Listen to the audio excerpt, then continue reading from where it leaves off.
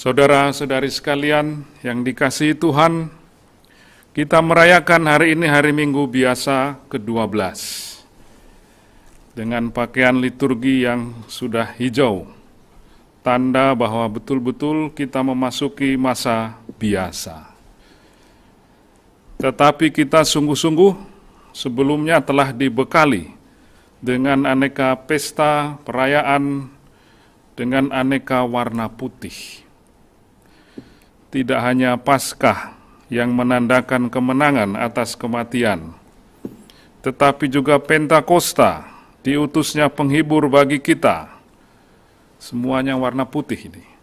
Tubuh dan darah Kristus, hari raya. Kehadiran Kristus yang berkorban bagi manusia lemah dan berdosa. Hari Jumat kemarin juga masih putih. Hati kudus Yesus. Dan Sabtu juga hati kudus Maria. Semuanya berwarna putih. Sekarang kita memasuki sungguh-sungguh warna kehidupan yang biasa. Kita diutus memasuki dunia kehidupan sehari-hari, warnanya tidak murni putih lagi. Dan kita langsung diberi contoh yang istimewa dalam dua tokoh besar dalam kitab suci, yaitu Yeremia dan Paulus. Bacaan pertama bercerita tentang perjuangan penuh kesulitan Nabi Yeremia.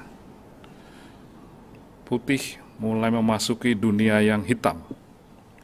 Kegentaran datang dari segala jurusan, kata Yeremia.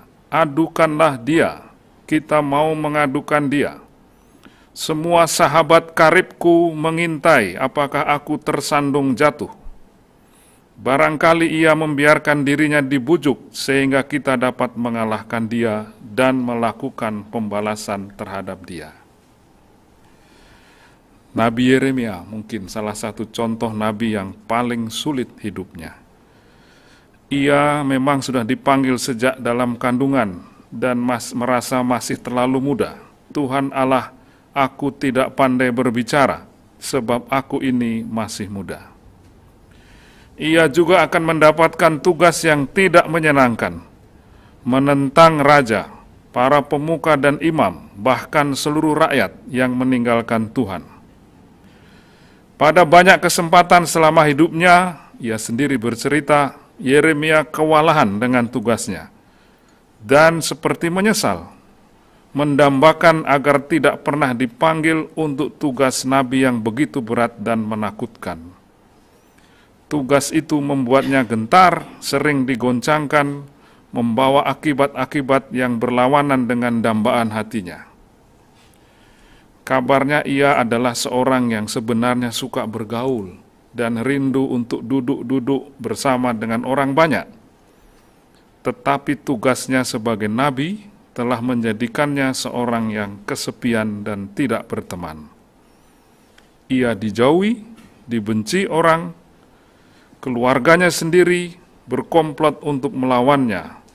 Bahkan mereka mau membunuhnya sebab tidak dapat menahan lagi kritikan tentang kehidupan agama dan masyarakat. Orang-orang sekampungnya sendiri bersepakat untuk mencabut nyawa Yeremia. Putih memasuki dunia yang hitam. Nabi Yeremia hampir putus asa, tetapi syukurlah hanya hampir.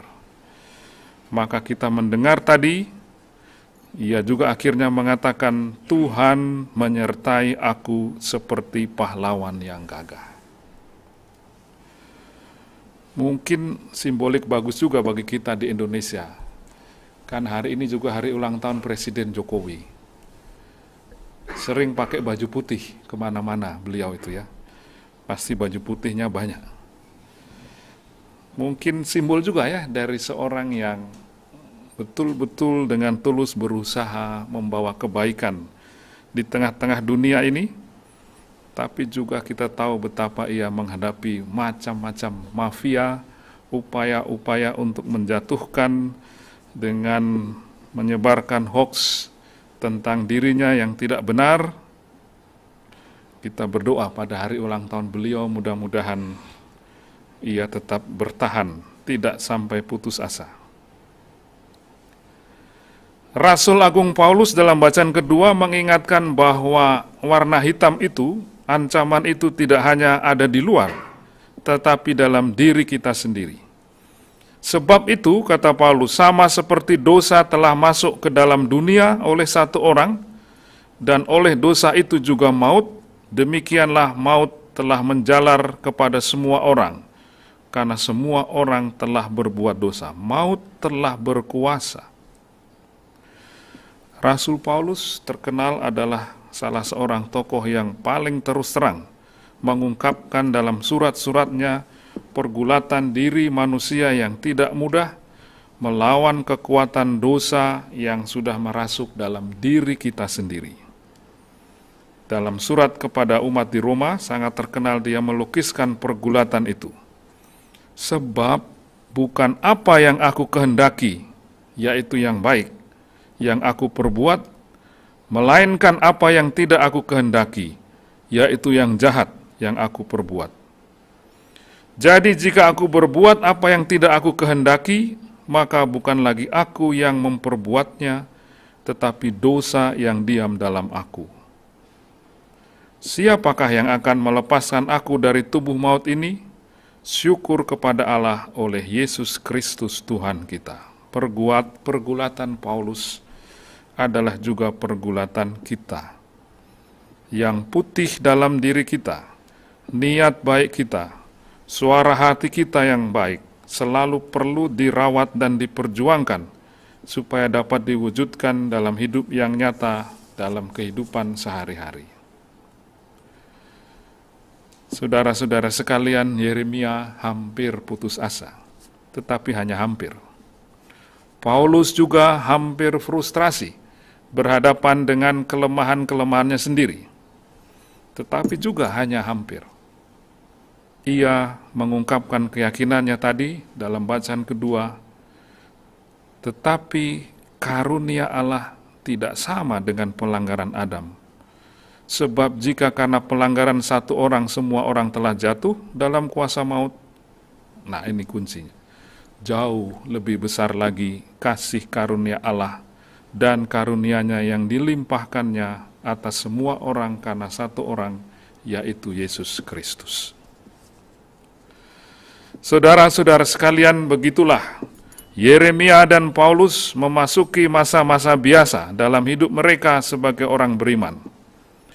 Tetapi begitulah pula mereka akhirnya mencapai kekudusan yang diharapkan Tuhan dari mereka. Beranikah kita memasuki masa-masa biasa mendatang seperti Yeremia dan Paulus? Bagaimana kita sebaiknya memasuki hari-hari biasa perjuangan kita? Apakah yang sebaiknya kita mohonkan dari Tuhan untuk hidup kita?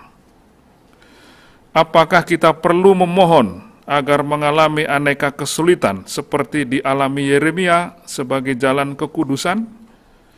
Dikhianati sahabat-sahabatnya, dicari-cari kesalahannya, dibenci keluarga dan orang sekampungnya. Saya sarankan tidak usah mohon seperti itu, nanti kita nggak kuat sendiri. Kita biasanya berdoa yang sebaliknya. Kita biasanya berdoa memohon semoga hidup kita, usaha-usaha kita, pelajaran kita di sekolah, rencana-rencana kita tidak menemukan satu halangan pun, lancar terus tanpa aral melintang. Apakah boleh berdoa demikian? Tentu saja baik ya. Tetapi kadang terdengar kurang realistis. Mengingat pengalaman Yeremia dan Paulus, dalam bentuk yang lain sebenarnya juga pengalaman nyata kita sebagai manusia. Ada iri hati di antara kita, ada saling menjatuhkan. Kita sendiri seringkali berniat baik, tapi jatuh lagi dalam kesalahan yang sama yang tidak kita inginkan.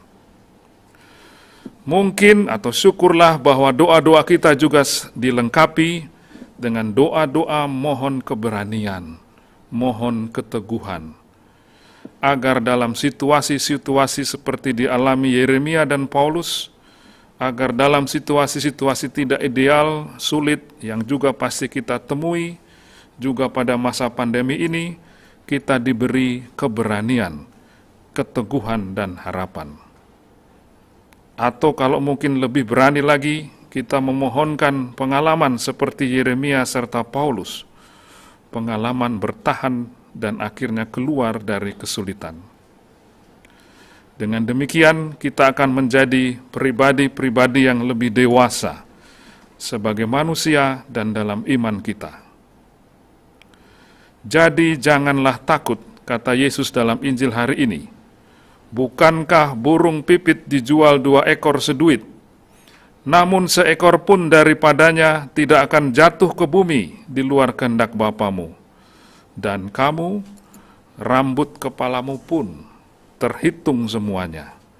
Sebab itu janganlah kamu takut, karena kamu lebih berharga daripada banyak burung pipit. Saudara-saudari sekalian, selamat memasuki sungguh-sungguh masa-masa biasa. Kita bersyukur bahwa secara liturgis pun warna masa biasa adalah tidak hitam. Memang tidak putih juga, karena itu nanti warna kita di surga. Di dunia ini, warna putih itu masih bercampur dengan warna-warna yang lain. Warna hijau yang menjadi pilihan kita menjadi tanda bahwa sikap dasar kita sebagai orang beriman adalah sekaligus realistis, tetapi juga penuh harapan. Realistis mengingat keterbatasan-keterbatasan dunia dan diri kita sendiri.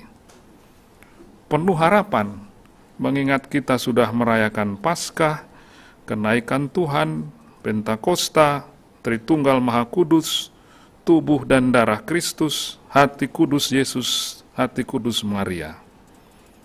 Penuh harapan mengingat rambut kepala kita pun sudah terhitung Allah Tritunggal yang murah hati dan maha rahim.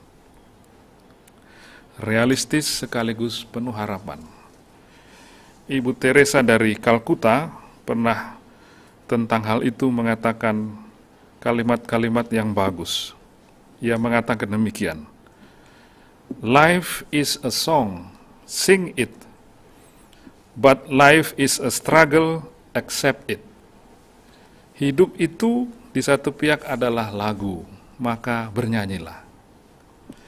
Tetapi hidup itu juga adalah perjuangan, maka terimalah perjuangan itu. Atau berkaitan dengan macam-macam orang yang kita jumpai dalam hidup kita. Some people come in our life as blessings.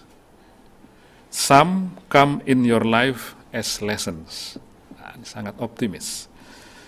Sejumlah orang yang kita temui dalam hidup kita, orang-orang yang baik ini adalah berkat bagi kita. Tapi ada orang yang juga mungkin menjengkelkan yang kita jumpai dalam hidup, maka pandanglah itu sebagai kesempatan untuk belajar. Life is a song, sing it. Life is a struggle, accept it. Hidup itu adalah lagu, bernyanyilah, tapi sekaligus juga adalah perjuangan. Terimalah tantangan hidup seperti Yeremia dan Paulus, karena itulah jalan menuju kesempurnaan dan kekudusan.